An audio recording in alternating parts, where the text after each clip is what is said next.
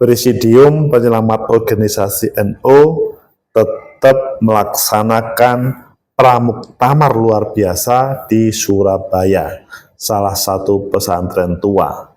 PCNU Surabaya menolak langsung lapor ke Polresta Surabaya terkait dengan ancaman organisasi NU ini. Bagaimana menurut kalian? Apakah ini tetap akan berlangsung secara sukses atau ya tidak akan berlangsung karena PCNU bagian dari PBNU sudah melarangnya?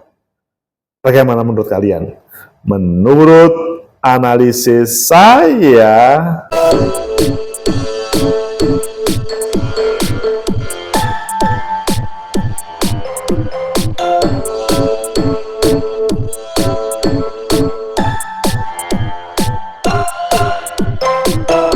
Assalamualaikum warahmatullahi wabarakatuh. Salam sejahtera untuk kita semua. Pecinta masa depan negeri, tegakkan kebenaran, lawan ketidakadilan. Konflik adalah hal yang wajar dalam sebuah organisasi atau pertemuan antara satu dengan satu lainnya, baik manusia ataupun organisasi. Itu adalah wajar. Mengapa? Karena terjadi dinamika, tetapi kalau konfliknya seru, bahkan sampai MLP, itu menjadikan orang tidak nyaman, tidak merasakan energi di tubuh organisasi itu hadir. Terjadi juga di PBNU, yang mana ada penyelamat organisasi PU MLP PBNU yang terakhir ini seru untuk melaksanakan muktamar luar biasa. Berawal dari konflik di PBNU, PKB, meskipun kita semua sudah tahu pihak-pihak yang berkonflik itu sudah dikanalisasi oleh Pak Prabowo, Presiden, tapi proses MLP untuk PBNU tetap bergaung. Di PKB, sepertinya sudah tidak ada dengarnya. Mengapa ini tetap bergaung? Memang ini tidak sesederhana yang kita pikirkan, atau ada sebuah aspirasi yang belum terselesaikan. Atau, ayo kita baca di beberapa media, selanjutnya nanti kita kupas mengapa ini masih bergaung padahal MLP PKB sudah selesai dan bagaimana solusi terbaiknya. Pertama kita baca di jawapostjpnn.com, pra MLP PBNU digelar pada pesantren tertua di Surabaya. Meskipun tidak diberitakan pesantren mana, pokoknya pesantren tertua di Surabaya. Kemudian yang kedua di CNN Indonesia, pra MLP NU digelar di pesantren tertua pada 21-22 Desember sebelum libur Natal dan Tahun Baru. Kemudian di Kompas, PCNU Surabaya tolak pra MLP digelar, minta polisi bubarkan. Ini serius, ini yang di NU terstruktur. Dan selanjutnya di Detik, Presidium PU ngotot akan tetap gelar MLP NU meski ditolak PCNU. Kalian pilih yang mana? Kita pilih yang Detik dan kemudian sambungan Kompas, dan nanti kita analisis bagaimana jalan keluarnya. Presidium PU ngotot akan tetap gelar MLP NU meski ditolak PCNU. Surabaya, PCNU Surabaya menolak kegiatan Presidium Penyelamat Organisasi PU yang akan menggelar kegiatan muktamar luar biasa MLP NU pada 21 Juni Desember 2024. Meski mendapat penolakan, kegiatan tersebut akan tetap digelar. Presidium PU akan tetap mengajukan izin berkaitan acara itu. Menanggapi hal itu, Ketua PU MLP NU Kiai Haji Abdul Salam Shoaib yang karib dengan Gus Salam justru mengaku tidak ada masalah Menurutnya pihaknya memiliki hak untuk tetap menggelar kegiatan MLP itu. Saya kira itu hak beliau menolak kegiatan. Kami juga warga negara yang sama untuk melakukan diskusi, berkumpul dan berserikat yang tujuannya bukan untuk keburukan tetapi untuk kebaikan, kata Gus Salam. Jadi dibelokkan reasoningnya, ini untuk kebaikan juga.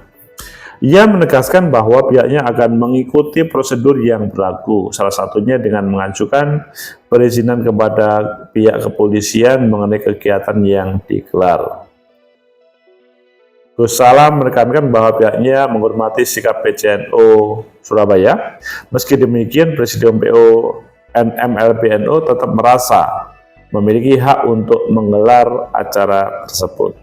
Kemudian kalau kita lihat di Kompas, PCNU Surabaya tolak pra MLP digelar, minta polisi bubarkan. Ini adalah berita yang di Kompas. PCNU, Pengurus Cabang Nahdlatul Ulama Surabaya mengumumkan penolakan terhadap rencana digelarnya pra muktamar luar biasa yang dijadwalkan di Kota Pahlawan 20 Desember 2024 pada hari Jumat. Penolakan itu disampaikan oleh Ketua PCNU Surabaya, Haji Mastuki Toha. Ia menilai keberadaan Presidium Penyelamat Organisasi NU tidak sah secara kelembagaan maupun perseorangan. Mereka menggunakan simbol NU baik secara tertulis, tercetak maupun lisan. Ini bersifat liar tanpa memiliki hak dan kewenangan untuk itu, ujar Mastuki saat dihubungi. Ia menambahkan bahwa tindakan Presidium PONU telah menimbulkan kegaduhan dan mengganggu keamanan secara luas, serta tidak memberikan manfaat bagi masyarakat. Apakah mereka tidak malu dengan para masyaikh NU? Dunia pesantren juga mengajarkan kita tidak memberi manfaat. Jika tidak memberi manfaat, sebaiknya jangan membawa mudarat. Mastuki juga menekankan bahwa kondisi ini dapat mengganggu perkumpulan NU dan berpotensi menimbulkan ketidakstabilan, keamanan, dan ketertiban negara. PCNU Surabaya berkomitmen untuk menggagalkan rencana MLP tersebut.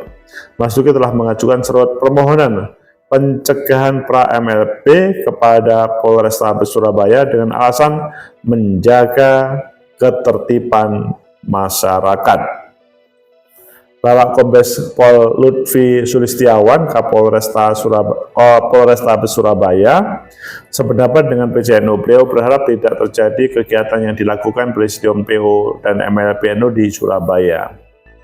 PCNU Surabaya berencana terus memantau perkembangan pra MLPNU. Di sisi lain, Ketua Presidium PO-NU Gus Salam menegaskan bahwa MLP PBNU tetap akan dilaksanakan. Mohon doa, restu, dan dukungan atas langkah gerak menjalankan risalah amanah Bangkalan, yakni menyelamatkan organisasi dan muktamar luar biasa NU, kata pria yang disapa Gus Salam pada 1 November 2024 ini, yang beberapa waktu yang lalu. Pecinta masa depan negeri, tegakkan kebenaran, lawan ketidakadilan. Itulah yang terjadi antara PO MLPNU dengan PCNU yang mewakili PBNU. Bagaimana menurut kalian? Apakah serius akan terjadi atau selesai dengan permohonan PCNU Surabaya ke Kapolrestabes Surabaya untuk pelarangan kegiatan yang membawa simbol dan label NU? Menurut analisis saya, pertama, bahwa masing-masing mempunyai keyakinan, ketetapan bahwa yang dilaksanakan adalah untuk kebaikan. Baik yang melaksanakan PO yang dilaksanakan oleh penyelamat organisasi dan MLP NU, Gus Salam dan teman-teman, begitu juga sebaliknya. Mereka yang mengatasnamakan, ini sebenarnya bukan mengatasnamakan ya, tetapi secara terstruktur resmi sebagai pengurus cabang NU Surabaya, yang merupakan simbol dari PBNU ataupun PBNU. Mereka masing-masing yakin yang diambil adalah sebuah kebenaran untuk kebaikan, sehingga sulit untuk dihadang. Tetapi mungkinkah ini memang tidak bisa dihadang? Ini menjadi analisa yang kedua. Sebetulnya seluruh aktivitas itu bisa dikendalikan oleh negara. Meskipun pada kesempatan ini ketika taruhlah ada konflik, maka ya pihak-pihak yang berkonflik yang bisa menyelesaikan. Tetapi di sini seandainya itu tidak bisa terjadi, maka aparat kepolisian bisa menghadirkan sebuah kepastian terkait dengan sebuah peristiwa yang ada, bahwa ada SK organisasi produk muktamar yang ditandatangani oleh Kemenkumham. Itu ada sebetulnya sebagai patokan bagi aparat keamanan untuk menjaga, memastikan siapa yang berhak menjalankan organisasi, melaksanakan kegiatan. Ini secara hitam putih siapa? MLP NU, PO MLP, atau yang PBNU PCNU. Tentunya pasti yang terbaca adalah yang terstruktural. Masalahnya mereka yang melakukan atau menyebut dirinya penyelamat organisasi MLP NU, mereka berdasarkan, ya jangan dilarang dong, ini berkumpul berserikat itu adalah dijamin oleh undang-undang. Nah, di sini kalau itu dihadapkan dengan apa yang menjadi produk dari Muktamar dan produk dari Kemenkumham, maka akan berhadapan-hadapan. Seandainya simbol-simbolnya sama-sama NU, maka kalau menurut saya, ya yang memberikan label penyelamat organisasi MLP NU itu tidak diperbolehkan untuk berjalan. Maksudnya mendasarkan pada konstitusi dan regulasi yang ada di Nahdien atau di Perserikatan NU atau perkumpulan atau organisasi NU, maka itu tidak boleh, kecuali ada sebuah problem yang di dalam ADART Nahdlatul Ulama itu sudah diberikan kesempatan. Nah, sekarang apakah dalam proses menjalankan amanah